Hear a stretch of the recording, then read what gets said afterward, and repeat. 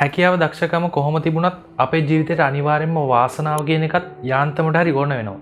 එතකොට තමයි අපේ ජීවිතේ සාර්ථක කරගන්න හැකියාව ලැබෙන්නේ. 2011 දී මෙල්බන් වල ගොඩනැගිල්ලක් ක්ලීන් කරන්න යනවා එක්තරා තරුණයෙක්. ඔහුගේ නම චමිදු. ලංකාවේ ඉඳලා අධ්‍යාපනය හදාරන්න මෙල්බන් වලට ගියපු තරුණයෙක් තමයි චමිදු කියන්නේ. ඉතින් ඔහු සුපුරුදු පරිදි වැසිකිලි හොදලා පිරිසිදු කරලා තිනවා. එතනින් පස්සේ ඔහු ආබාධිතයන් සඳහා වෙන්නුණු වැසිකිළිය පිරිසිදු කරන්න ගිහින් තිනවා. එහිදී කසල බඳුනක් අස් කරන්න යන ඔහුගේ ඇස් අදාහගත නොහැකි දසුනක් ඔහු දකිනවා. ඒ තමයි ඒ කසල භාජනයේ ඇතුලේ කසල වෙනුවට ඩොලර් 50 ඩොලර් 100 කොළ පිරීලා. ඉතින් ඔහුට කර කියා ගන්න දෙයක් නැති වෙනවා. ඒ අතරවාරයේදී ඔහු හිතනවා මේක කවුරු හරි කරපු විහිළුවක් වෙන්නේ නැති කියලා. හැබැයි ඒ සල්ලි අතට අරන් බලද්දී ඔහු දැනගන්නවා මේ ඇත්තම සල්ලි කියලා. ඉතින් ඒ වෙලාවේදී ඔහු කල්පනා කරලා තිනවා දැන් මොන වගේ දෙයක්ද කරන්න කියලා. මේ සල්ලි බෑග් එක පිටින්ම ගෙදර අරන් යනවාද? මේක ඔහුට හම්බුණු වාසනාවක්ද? එහෙම නැත්නම් මේ සල්ලි ගෙදර අරන් ගියොත් පොලිසියට අහු වෙන්න වෙයිද? මේ වගේ 1000ක් දේවල් ඔහුට කල්පනා වෙනවා.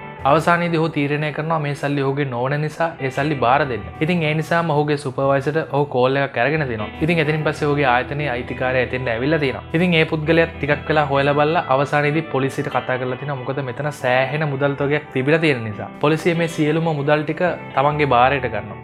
එතනින් පස්සේ මේක ගණන් කරාම ලංකාවේ මුදලින් 1 කෝටි 20 ලක්ෂයකට වඩා වැඩි මුදලක් එතන තිබිලා තියෙනවා. ඉතින් කවුද මේ සල්ලි වැසිකිළියට ගිහින් දැම්මේ? ඒ වෙලාවේදී හැමෝටම තිබුණු ප්‍රශ්නයක් තමයි ඒක. ඔය අතරවාරයේ සති ගණන්, මාස ගණන්, අවුරුදු ගණන් කාලය ගත වෙනවා. ඒ වෙනකොට චමිදු ඉන්නේ ඕස්ට්‍රේලියාවේ නෙවෙයි.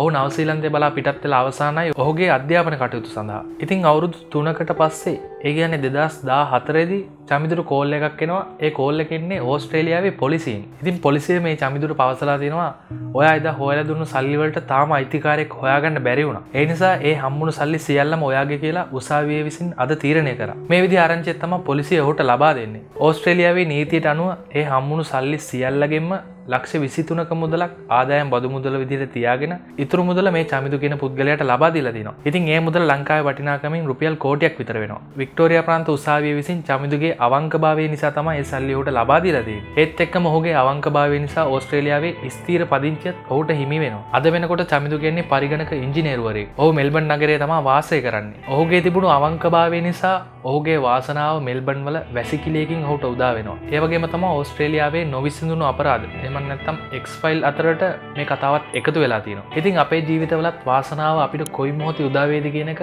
අපි හරියටම දන්නේ නැහැ. ඉතින් මේ ගැන වගේ අදහස් අනිවාර්යෙන් පල්ලෙහෙන් කමෙන්ට් එකක් දාන්න. අපි අලුත්ම වීඩියෝ එකකින් හම්බෙමු. සියලුම දෙනාට සුබ දවසක්.